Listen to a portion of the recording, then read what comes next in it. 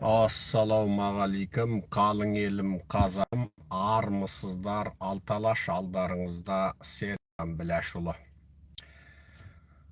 Бүгін өте маңызды бір ақпаратты айтамыз. Мынау іле Алтай, Тарбағатайды алудың маңыздылығы, ол жерді алсақ қалай болады, алмасақ қалай болады, айырылып қалсақ неден айырыламыз, егер қайтадан қолымыз қалсақ неменеге қол жеткіземіз. Осы тақырыпты сіздерге біраз тура жеткізгім келіп отыр. Мен оны 3-4 ұқсамаған себептен айтқым келіп отыр. Біріншісі тарихи себеп. Себебі ол ежелгі қазақ жері. Ол біртұтас Алтай еді. Шар Россияның кезінде батысын Ресей, шығысын Шүршіт патшалығы, яғни Чин династиясы, Чин империясы. Моңғолша айтқанда Манжы мемлекеті, Қытайша айтқанда Чинчао, Манчжурен, Манчжуго, Манчжыңжыңфу, қазақша айтқанда Шүршіт мемлекеті жаулады. Яғни біздің әлсіздігімізден, қаруымыздың кемдігінен, қазақтың қолында от қару болмағандығынан, қару жасайтын өндірісіміз болмағандығынан, қолымызда бар азғантай зеңбірегіміз, от қаруымыз, мылтығымыз, білтелі мылтығымыз, шеті мылтығымыз, бес атарымыз, оның барлығы мынау басқа елдерден сатып алынған және саны шектеулі, қуаты аз болғандықтан біздің қысқасы әлсіз кезімізде басып алды. Бейне дәл қазір Украинаны Ресей қалай жаулап алды, Қырымды қалай жаулап алды, Донецк, Луганскіні қалай жаулап алды. Қаруы мықты болды, Украина дымды істей алмады. Сөйтіп бір өзі Бәленбай облысынан айырылып отыр. Тура сол сияқты болды. Қысқасы, образдап айтқанда тура сол сияқты болды. Енді жаңағы бұл қару дейтін нәрсенің маңыздылығы,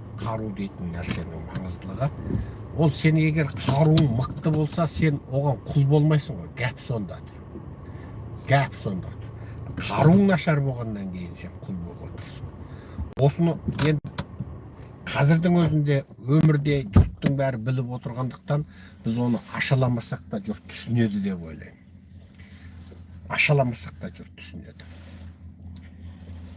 Бұл тарихи жер.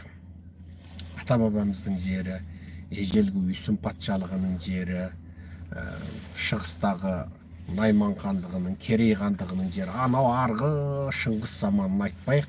Тіпті осыдан ерамыздың жаңағы 2000-3000 жылдықтарында өтіп кеткен, осыдан 2000-2003 жылдардың өзінде ол жерде Үйсін патшалығы тұрды.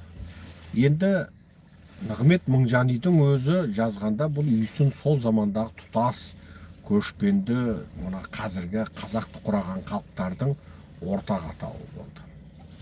Сондықтан бұл арада Үйсін десе, қазіргі ұлы жүз Үйсіндермен ғана шектеп қойсақ, ол енді сәл тарлық қылады. Себебі Нығмет Мыңжани Керейдің арғы атасы Үйсін деді. Орта жүз Керей, ал Үйсін қазір ұлы жүз. Ал ол заманда ол не деген сөз? Сол заманда кәдімгі шығыстағы осы халықтар, ол өзі бір Үйсін мемлекеті болып тұрды. Ол неге мен үнемі Үйсін деген тарихты үнемі қузай беремін? Қытайда хан династиясы деген династия болды. Қытайлардың өзі мақтанышпен айтатын, тіпті кейін сол осыдан 100 жыл бұрын ғана өздерін біз хан ұлты деп атайық дегенде сол хан династиясына негізделді. Одан бұрын бұлар өздерін ұлттық атауда болмаған, Қытайдың сөздің шыны керек. Енді тағы бір маңызды нәрсе, сол Үйсін патшалығының өз территориясы қазіргі шығысы мынау Кеңсудан, яғни мына Ақсай қазақтар дейтін ең шығыста қазақтар жасағаннан Қыши-Зулан, одан кейінгі мынау Шіңгіл, Баркөл, Морийдан тартып былай қарай Боғданың тауы, қысқасы мына Тянь-Шань тау сілемін, қазақтар айтқан Ерен қабырға, Тәңір тау сілемін бойлап Алтай тау сілеміне дейін, ортада Тарбағатайдың тауы бар, Майлы жайыр бар. Сонда Алтай тауы менен Ерен қабырға дейін, Ерен деген супер деген сөз, супер тау, ұлы тау деген сөз. осы аралықты ұстайды. Енді ортада мына Жоңғар Алатау ол азғантай кішкентай тау, ал жаңа Тарбағатай, Майлы жайырдың, Сауырдың тауы бар. Сол жалпы осы екі үш таудың ортасындағы екі ойпатты, ары қарай шығысы жазық, Қыши коридорына Кеңсуге дейін тұтасатын осы жер Үйсін патшалығының жері болды. Үйсін патшалығының батысы Жетісу, шығысы сол Кеңсуға дейін ұстанды.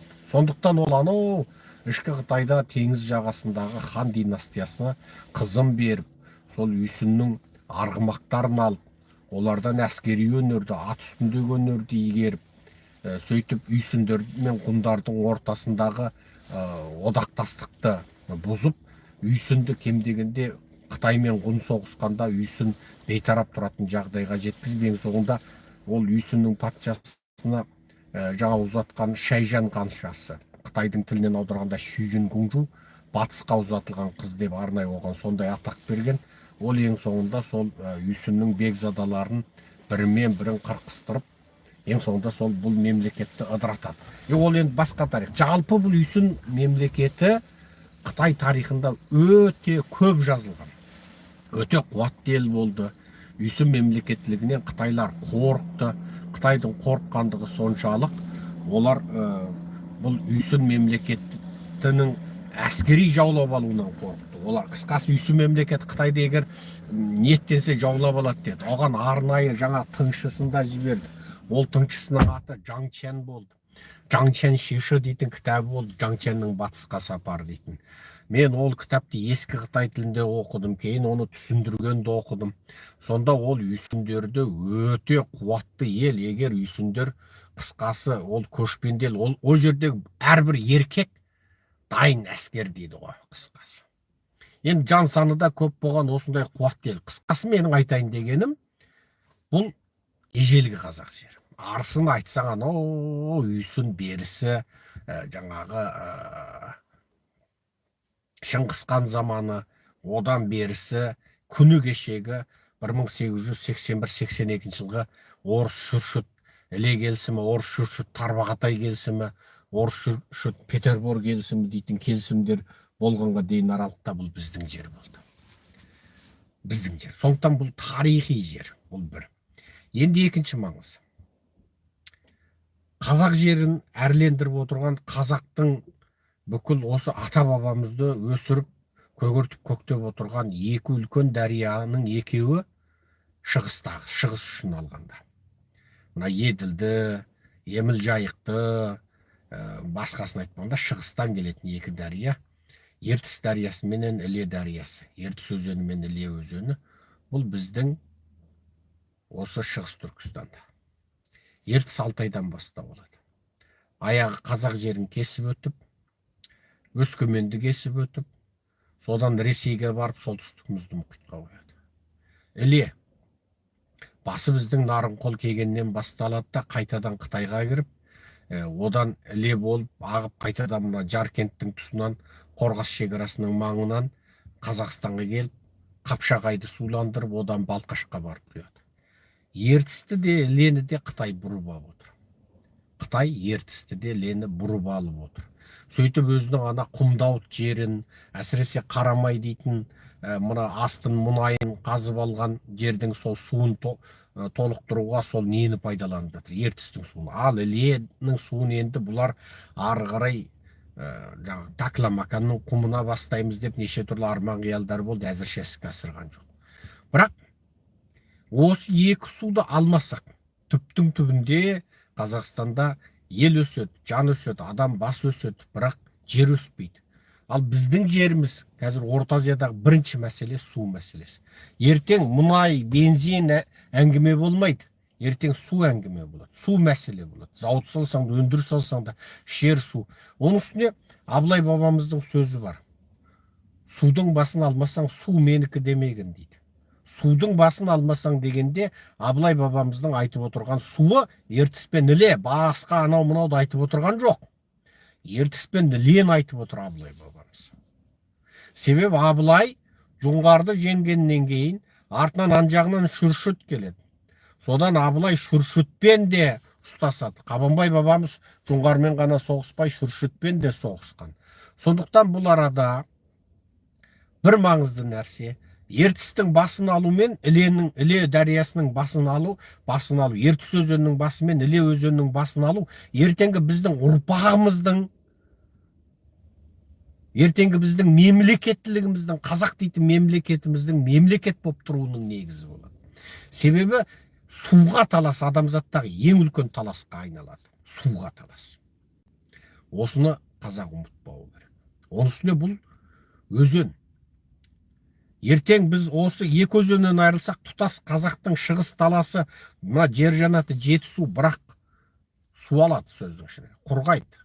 Қағыр жерге айналады. Қағыр жерге айналады.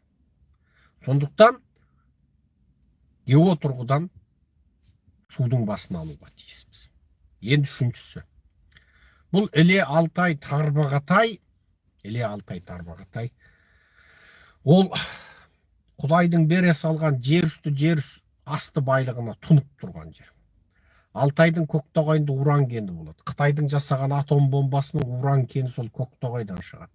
Ал Көктоғайда ураннан басқа қазба байлық жетеді Алтайдан. Алтай деген сөздің өзі алтын қазылатын жер. Алтын кен, мыс кен, жеткілікті. Оның астында неше түрлі табиғи кен өнімдері, сирек кезігетін жер элементтер бәр толып тұр. Оспан Батыр атамыздың сол Совет одағының уран барлайтын, уран қазатын, уран айыратын мамандарын Көктоғайда қырып тастап, Совет одағының атом бомба жасау жоспарын кейінге шегіндіртетіні, қысқасы сол Көктоғайда болған. Енді мен өзен туралы айттым, тарих туралы айттым. Үшіншісі, Іле Тарбағатай. Ол жер жанаты Жетісудың шығыс пұшпағы. Енді бүкіл қазақ жерінде ең шұрайлы жерді Жетісу десек, қысы апат болмайтын, қақаған аяз болмайтын, жазы ұзақ, суы мол, шөбі шүйгін, қатынасы қолайлы, қуағаш жаншысаң өнетін, адамның басы да, малдың басы да өсетін, осындай керемет жер Жетісу десек, сол Жетісудың ішіндегі керемет жер сол Іле. Және бір пұшпағы мынау Тарбағатай. Мысал, мен туған жерім Жоңғар. Неге Жоңғар? Қабанбай бабамыздың Жоңғарды қынадай қырған Жоңғар қақпасы біздің туған жерімізде. Менің әкем, мен бала күнімде тұңғыш қазақтың жатақты мектебін салды. Менің әкем сол мектеп ашты. Арызданып жүріп, қазақтың мектебі жоқ деп, Пекинге дейін арызданып жүріп, сөйткендік үшін ұлтшыл деп сотталып кете жаздап жүріп, сөйтіп жүріп, салды бұл мектепті. Сонда ана мектепті қазғыса, қай жерден қаз, жерден бір 50 сантим 60 сантим қазсаң, саудыраған қалың сүйек шығады. Ұзыны 4-5 гектар келетін жерден қай жерді қаздырса, мектепті салдыруға бәрінен сүйек шығады.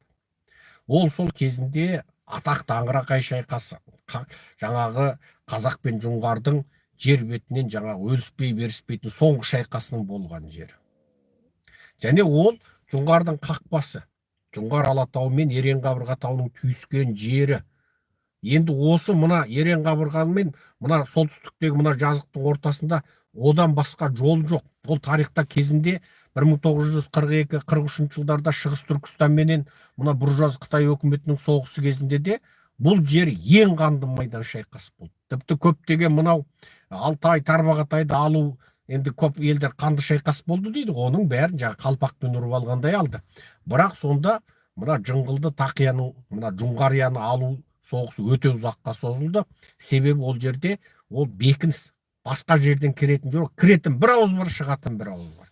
Ал тарихта бұл Жоңғар соғысы кезінде де өте маңызды болған. Кешегі Оспан атамыздың, Әкбар батыр, Сейіт батыр бабаларымыздың, Сұлубай батыр бабаларымыздың соғыс кезінде де бұл жерлердің өте жаңағы стратегиялық мәні болған. Себебі бұл жер қысаң кім алды? Сол қысқасы жау қалдырмай тұратын жер. Тарихтан ең көп қан төгілген, ең қанды қасап тарихи қырғындар болған жер. Бұл сол қанды қасап қырғын болған жерден шыққан адам, сөздің шыны керек. Бізде жаңа қысқасы жол салғанда жолдың бой толған бас сүйек шашылып жататын. Сол қалың қураған қу сүйектің үстінен жаңағы сол жерден туып өстік, сол қысқасы сол жердің суын ішіп өстік. Сондықтан қанымызда жаңағы тарихқа деген махаббат, ұлттың жауына деген өшпенділік, өз ұлтына деген, өз халқына деген махаббаттың тура лаулап жанып тұратын сол. Біздің бойымызда кек пен махаббат жүрегіміздің екі жағында екі пара болып лаулап жанып тұрады. Ұлтымызға, қазағымызға деген махаббат, жауымызға деген кек, екеуі де лаулап жанып тұрады. Енді менің айтайын дегенім, бұл жерлер, жер жаннаты Жетісудың шығыс пұшпағы, егер бұл жерлерді алатын болсақ, мына Қытай құлағалы жатыр ғой, міне Трамптың соққысынан құлағалы жатыр. Қытай осы көзді ашып жұмғанша, тіпті сіз таңертең тұрған аралықта құрып жоғалып тасталған болуы мүмкін. Себебі қазіргі 2025 жылғы Қытай кешегі азуын айға білеген Совет одағының қасында ешкім емес. Совет одағы бір оқ атпай құлаған кезде Қытай құламайды дегенге кім сенеді? Мына қазір Қытайшылдар, сосын мына Қытайды құдай санап кеткендер, ойбай, Қытай құламайды, Қытай деген анау, Қытай деген мынау дейді. Оның барлығы Қытайды түсінбегеннен. Қытай деген сырты көпейіп тұрғанмен ішін құрт жеп, өзегін құрт кеулеген бір жаңа сырты қорбиып тұрған, енді тек бір қаттырақ жел соқса, немесе қаттырақ балта шапса құлайтындай бір ағаш қана. Сырты көпейіп тұр. Оның өзі 40 құрау. Қытайдың өзі 40 құрау, 40 жамау. Тибет тұр ана жақта. Ана жақта Маншур тұр. Тарихи отанын қалпына келтірем деп, Жапонияда Маншур белсенділер жүр. Америкада Маншур белсенділер жүр. Тибет жүр тарихтан Қытай болмаймын деп. Тілі Қытай болғанымен Қытайға ешқашан берілмейміз деген исламды қабылдаған кезіндегі араб парсының саудагерлерінің, елшілерінің тұқымы болып қалған Дұңған дейтін халық бар. Тілі Қытай, бірақ діні мұсылман. Солар тұр. Ұйғыр жүр мына жақта. Орта Азиядағы қазақ, қырғыз, өзбек, түрікмен, Әзербайжан тәуелсіздік алғанда біз неге тәуелсіздік алмаймыз деп алысып жатқан ұйғыр жүр. Әрине, ежелгі қазақ жерінің шығыс бөлігінде ата-бабадан қалған ежелгі Үйсін территориясын ұстап, ол жердің қазағы тұр. Алтайда қалың Керей мен Найман уақ тұр. Тарбағатайда қалың Керей, Найман уақ тұр. О тіпті Арғын бар, о жерде Қаңлы Жалайыр бар. Іле бетінде енді бір өзі 1 миллионнан асатын Қызай деген өскен ел бар. Албанның, Суанның бәленбай атасы бар. Қаңлы Жалайыр бар. Ал біздің Жоңғарияда тіпті Қыпшақ бар. Анау Сайрамның бойында Қоңыратқа дейін бар. Енді осының барлығын ойласаң, тіпті мына орталық Қазақстанның Арғынына дейін сол жақта бар. Енді ойлаңдар енді. Ол өте бір сондай қазақтың тарихи тамыры жатқан жер. Ал оның шөбі деген енді шүйген жерінің асты, алтын, күміс, байлық, уран, сирек кезігетін элементтер. Ал жаңа Қарамайлы дейтін жері бар, Майтау дейтін жер бар. Ол бүкіл Қытайдың мұнайының 5-тен 1-ін береді. Қытайдың мұнайының 5-тен 1-ін береді. Енді Қытайлардың өзінің жасырып жапқан есебінде Қарамайлы мен Майтаудағы мұнайдың өзі 20 миллиард тоннадан асады дейді. Ойлаңдаршы, 20 миллиард. Әлемдегі үлкен мұнай кеніштерінің бірі. Енді осының барлығын ойлап отырып, неге біз осы Іле, Алтай, Тарбағатайды егер Қытай алай-дүлей болатын болса, алу керекпіз дейтін идеологияны үнемі халыққа айтып отырған себебім сол. Әрине, дәл қазір біздің шамамыз жетпейді. Дәл қазір бізде оны ала қоятын күште шамада жоқ. Себебі Қытай дүниеде жаяу әскері ең көп, жаңағы атом қаруы ең көп, дүниедегі қуатты әскери елдің сапында. Енді ол ертең өле қалса да мә ала қой қазақ деп, оны конвертке салып ала қой деп, тойдағы сыйлық сияқты бере салайын деп тұрған Қытай жоқ. Жағаласпай жан қалмайды. Бірақ біздің алдымызда мейлі сен ұнатпа бір мәселе тұр. Ертең сол жер алай-дүлей болатын болса, сол жердегі 3-5 миллион қазағымызды жермен қосып, жанымен қосып қорғап қалмасақ, онда ол жердегі қазақ ұстағанның қолында, тістегеннің аузында кетпекші. Неге?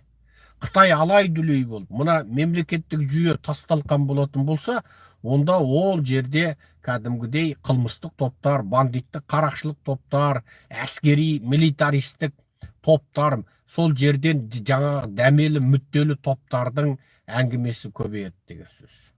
Ал оның алдын алудың жалғыз жолы сол жерде біз барып Қазақстанға көшіп келген, Қытайдан келген 5 миллион қазақ және ата бабамыздың анау Абылай хан заманынан ежелгі ескі қонысын, Қабанбай бабамыздың ескі қонысын аламын деген Қазақстанда туып өскен жергілікті қазақтан кем дегенде 1 миллион қазақ атқа қонсақ жеткілікті. Атпал азаматтардан жасақталып 50 мыңда 100 мың кәдімгі қол, кәдімгі әскер дайын тұрсақ жеткілікті.